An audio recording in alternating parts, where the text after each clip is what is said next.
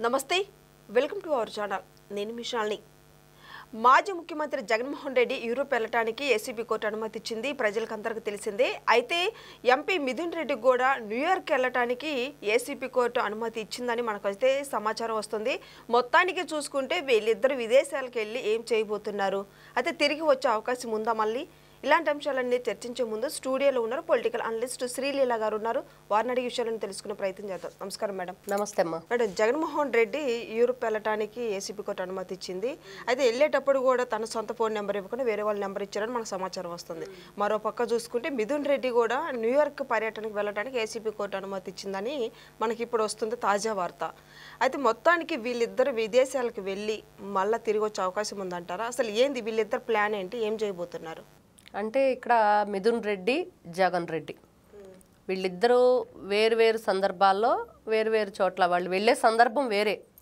కానీ ఇద్దరికి పర్మిషన్ వచ్చింది కానీ ఇప్పుడు ప్రజల్లో చర్చ ఏంటంటే వీళ్ళిద్దరూ కలిసి అక్కడ ఏం చక్కబెట్టబోతున్నారు ఏం చేయబోతున్నారు ఒకరు రాజుగా ఇంకొకరు మంత్రిగా సెటిల్ అయిపోతున్నారు అక్కడే ఏదైనా ఒక దివి కొనేసుకున్నాడు జగన్మోహన్ రెడ్డి ఆ దివికి ఆయనే రాజు మరి మనం చూసాం ఆ నిత్యానంద ఎవరో ఉన్నారు కదా గతంలో అతను ఒక దీవి ఏర్పరచుకున్నాడు ఇంకెవరితోనో అక్కడ ఉంటున్నాడు ఇవన్నీ మనం చూసాం అలాగే జగన్మోహన్ రెడ్డి కూడా ఇక్కడ ప్యాలెస్లు అయ్యి కట్టుకోవటం ఇండియాలో చూసాం మరి ఇతర దేశాలకు వెళ్ళిన తర్వాత వీళ్ళు ఏం చేస్తున్నారు కంటైనర్ల కొద్దీ డబ్బు ఖండాంతరాలు దాటి వెళ్ళిపోయింది మరి డబ్బుతో వీళ్ళు అక్కడ రకరకాల పెట్టుబడులు పెట్టారు రకరకాల బిజినెస్లు చేస్తున్నారు అనేది కూడా మనం వింటూ ఉన్నాం కానీ ఈ రోజున మిథున్ రెడ్డి ఈ రోజున ప్రజలు ఏంటంటే ఏం జరుగుతుంది అసలు మిథున్ రెడ్డికి మరి పార్లమెంటుకు సంబంధించిన ఒక ప్రత్యేకమైన ఆహ్వానం అందింది మరి వెళ్ళబోతున్నాడు అక్కడ ఏదో ఆ సమావేశాల్లో పాల్గొనబోతున్నాడు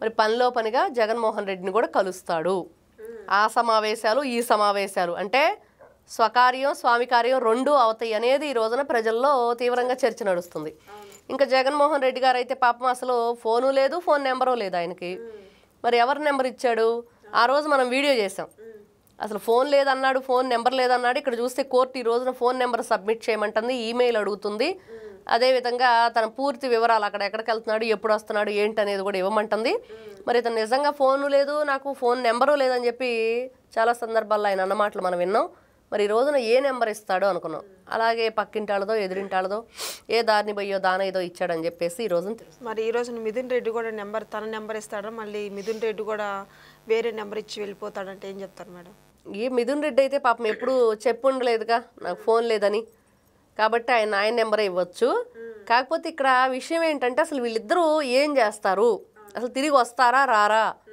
ఏం జరుగుతుంది ప్రజల్లో చాలా చర్చ అసలు వైఎస్ఆర్సీపీ పార్టీలో అంటేనే వీళ్ళకి జగన్మోహన్ రెడ్డి జగజ్జంత్రి మరి ఈయన ఏ విధంగా ఆలోచిస్తాడు ఆయన ఆలోచన విధానం ఎలా ఉండిద్ది మరి ఎలాంటి స్టెప్ నెక్స్ట్ తీసుకోబోతున్నాడు అనే దాని మీద ఈ రోజున ప్రతి ఒక్కరూ చర్చ జరుగుతుంది కాకపోతే ప్రజల్లో ఉన్న అసంతృప్తి ఏంటంటే వీళ్ళు రాష్ట్రాన్ని ఎంత దారుణంగా కొల్లగొట్టారు ఎంత వాళ్ళ అరాచకమైన పరిపాలనని చూపించారు ప్రజలకి మరి ప్రాణాలు కూడా పోయిన పరిస్థితిలో వేల మంది ఆ మద్యం ఏదైతే జే బ్రాండ్ తాగి చనిపోయారో మరి వీళ్ళకి ఏమాత్రం చీమగుట్టినట్లయినా కూడా లేదు బాధ కనీసం ప్రజలు మరి మనం తప్పు చేశాము డబ్బే ఇదిగా మనం చేసుకున్నాం కానీ వాళ్ళ ఆరోగ్యాల గురించి మనం ఆలోచించలేదు మరి అలాంటి టైంలో మనం ఏదైనా దాని గురించి ఒక పశ్చాత్తాపం అనేది ఉండిద్ది మనిషికి అది లేదు మరి ఈ రోజున చూస్తే ప్రజలందరికి కూడా ఇదే ఉంది వీళ్ళని ఎందుకు మరి వేరే దేశాలకు వెళ్ళటానికి పర్మిషన్లు ఇస్తున్నారు వేరే చోటకి వెళ్ళటానికి వీళ్ళకి అనుమతి లభిస్తుంది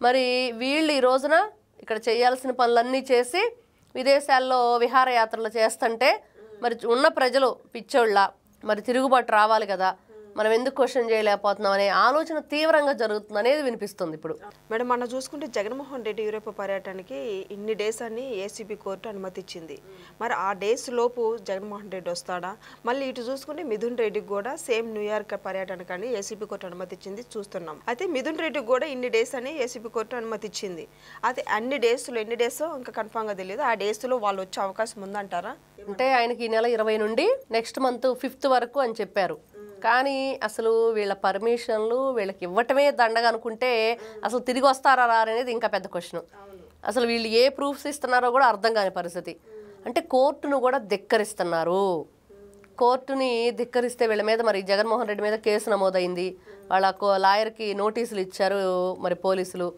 ఏం ఉపయోగం ఉంది? వెళ్ళిపోయాడు కదా ఆయన చక్క. మరి ఇలాంటి వ్యక్తుల్ని ఏం చెయ్యాలి? పనిష్మెంట్ ఏంటి? ప్రజలు ఈ రోజున ఏం కోరుకుంటున్నారంటే చేసిన తప్పుకి శిక్ష అనుభవించాలి కదా అనేది ప్రజలు వాదన. మరి ఈ రోజున చూస్తే నిజంగా వీళ్ళకి ఇన్ని రోజులు పర్మిషన్ ఉంది, పర్మిషన్ తర్వాత వచ్చి కోర్టుకు హాజరవుతారంటే జగన్మోహన్ రెడ్డి గారి విషయంలో కోర్టుకు హాజరైన సందర్భాలు అసలు మనం చూడనే లేదు. ఎప్పుడు చూసాం? కోడికత్తి కేసులో చూసామా, బాబాయ్ హత్య కేసులో చూసామా, లేకపోతే చెల్లెలు తల్లికి ఏదైతే వీళ్ళందరూ కలిసి కొట్టుకుంటున్నారు ఆస్తుల విషయంలో అది చూసామా, కులకరాయి కేసులో చూసామా, ఇంకా అంతకుముందు 16 నెలలు జైల్లో ఉండి ఇప్పుడు పుష్కర కాలంగా బెయిల్ మీద తిరుగుతున్న జగన్మోహన్ రెడ్డి గారు ఏ రోజైనా సరే శుక్రవారం కోర్టుకు హాజరయ్యారా? ఎప్పుడు లేదు. చరిత్రలో లేనిది మరి ఆ చరిత్రను తిరగరాసిద్దా లేదా కోర్టు చూడాలి. మరి ఇక్కడ మరి అదే ఆలోచిస్తున్నారు. మరి మిథున్ రెడ్డి అంటే ఆల్రెడీ కోర్టుకు వెళ్ళాడు, అక్కడ తన వాదనలు అవన్నీ వినిపించారు వాళ్ళ లాయర్లు. ఆ తర్వాత చూస్తే రాజమండ్రి సెంట్రల్ జైల్లో జైలు శిక్ష మరి ఆయన రిమాండ్ ఖైదీగా ఉన్నాడు. బెయిల్ వచ్చి ఈ రోజున బయటకు వచ్చి పర్మిషన్ మీద ఆ పాస్పోర్ట్ అవి హ్యాండ్ ఓవర్ చేసుకొని వెళ్ళిపోతున్నాడు. ఇవన్నీ కూడా రేపు వస్తారా రారా అనేది పెద్ద క్వశ్చన్.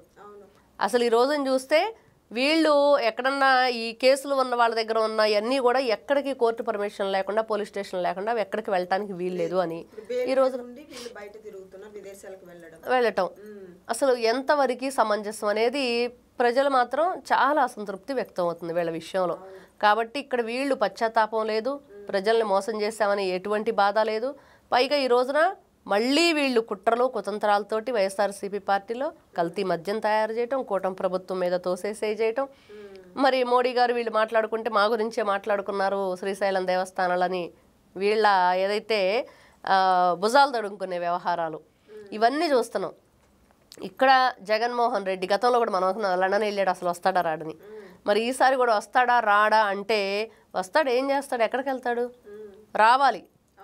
ఏదైతే మనం రెడ్ కార్నర్ నోటీసులు లాంటివి అయినా పెట్టి వాళ్ళని లాక్కొచ్చి ఇక్కడ పడేయాలి ఆంధ్రప్రదేశ్లో. ఎందుకంటే వాళ్ళు చేసిన పాపాల చిట్టా అంతా ఇక్కడ ఉంది. మరి ఎవరు అనుభవిస్తారు? ఎవరు చేసింది వాళ్ళు అనుభవించాల్సిందే, తప్పదు. కాబట్టి ఖచ్చితంగా ఈ రోజున వాళ్ళు అక్కడ ఉండరు, ఖచ్చితంగా రావాల్సిందే. వచ్చి ఇక్కడ కోర్టుని గౌరవించాలి. వాళ్ళు ఏదైతే అనుమతులు పొంది వెళ్ళారో ఆ అనుమతులు ఇచ్చినందుకు కొంచెం కాకపోతే కొంచెమైనా ప్రజల పట్ల వాళ్ళకి ఎదురుగి లేదు. ఓట్లేసి గెలిపిస్తే అన్యాయం చేశారు.